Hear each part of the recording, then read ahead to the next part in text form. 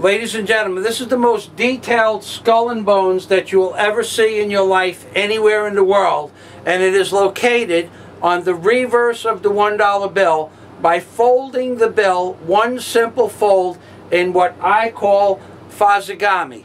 And you will see when this skull and bones becomes centered and the bill comes downward, you will see alignment marks over the head that the skull and bones is attached to as a kind of nose on the end of something that looks like a bat.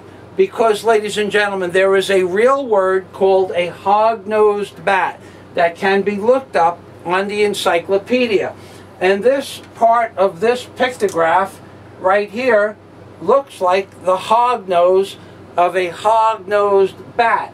Because it is part of a pictograph that is so complex, no one on this world in this century or the century before us could have accomplished this type of accuracy with pictography on the $1 bill. And if you would like to see that, stop your videotape, like I'm going to stop this picture right now when it's a little bit crisper, and over the bat's head, this is the hog-nosed bat. This is the eye of the hog-nosed bat. This is the eye of the other hog-nosed bat. Over the top of that, this is the head of the bat itself. This whole area here is the bat's face. Hog-nosed bat. Look it up. It's a real word, and you're going to see a bat that looks exactly like this in the encyclopedia. Above the hog-nosed bat, you're going to see 4 full arrows and 2 half arrows under the word M, where it says the America. Under the word M, there are 4 full arrows and 2 partial arrows. When you fold it, you can make this configuration that you see before you on your screen in order to make this skull and bones. And now, when you back it up, it becomes the hog-nosed bat. And when I zoom it all the way out, you're going to see a perfect characterization of wings spread over what I call the God Pod in this case, and the evil seed of death in this case. Now there's a reason for this, ladies and gentlemen. The reason is because the beings that put this on the reverse of the $1 bill, all of this pictography, in fact, look it up. It's another real word that most of you probably have never heard unless you watch my videos. This pictography is so detailed that if you wanted to make any one of these pictographs, it would be possible. But there are 3,000 of these pictographs on the reverse of the $1 bill, including the owl that is about to appear on your screen in about 10 seconds. There is going to be a perfect picture of an owl's face on your screen in 5 seconds, 4 seconds, 3 seconds, 2 seconds, 1 second, and there it goes, ladies and gentlemen. There is the picture of the owl's face that appears on the reverse of the $1 bill, exactly opposite the bat. This is the eye of what is known as a horned owl. This is the other eye of the horned owl. This is the beak of the horned owl. And around and on the beak is that little fluffy part where when you go to the Encyclopedia Britannica or any other pictures on owls, you will see this exact little piece of fluffy stuff.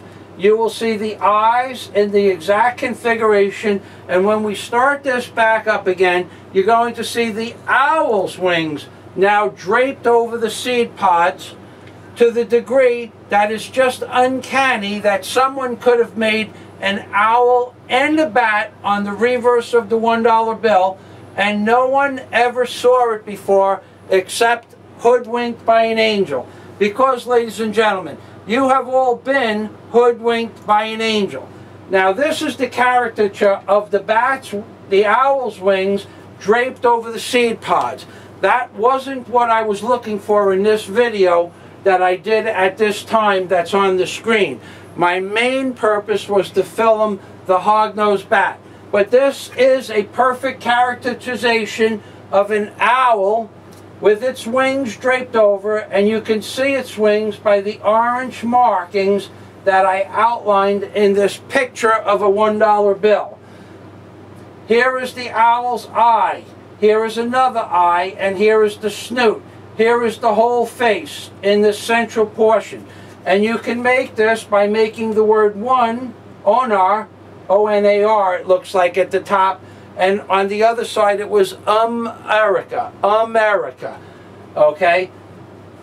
You can do this by folding it any way you have to fold it to get to it, but every $1 bill in the world is identical. However, when you do this, you bring the two seed pods together as if the bat and the owl were protecting the seed pods or their brood from outside sources. And what they are protecting in this case is the owl seems to be protecting the inverted pyramid and or the inverted eagle. But the inverted eagle becomes Satan. And this is the face of Satan hiding behind what is known as the chief. The chief is the part of the pictograph that is represented as the shield. The shield is called a shield. It is called many things. Some people call it a flag, even though that terminology is wrong. But at the bottom of this shield, in this section with the blue horizontal lines, or what would be blue horizontal lines, this part of the shield is called a chief. So actually this shield could be called a chief mistakenly. However, there is also an Indian chief or an Indian chief's bonnet at the top of the shield. This is a representation of a chief because it has war feathers. It is not the tail feathers of an eagle. It was the tail feathers of an eagle when it was inverted. But now that it's flipped over, for reasons that are specific to the Bible, that the Lord God turned the devil's world upside down, therefore in this world we can only see the devil or Satan or Lucifer when we turn him upside down. That is the terminology utilized in the Bible for a very specific purpose. The words in the Bible were never meant to be deciphered. They were never meant to be deciphered until today. And when I say today, I mean when I wrote my book.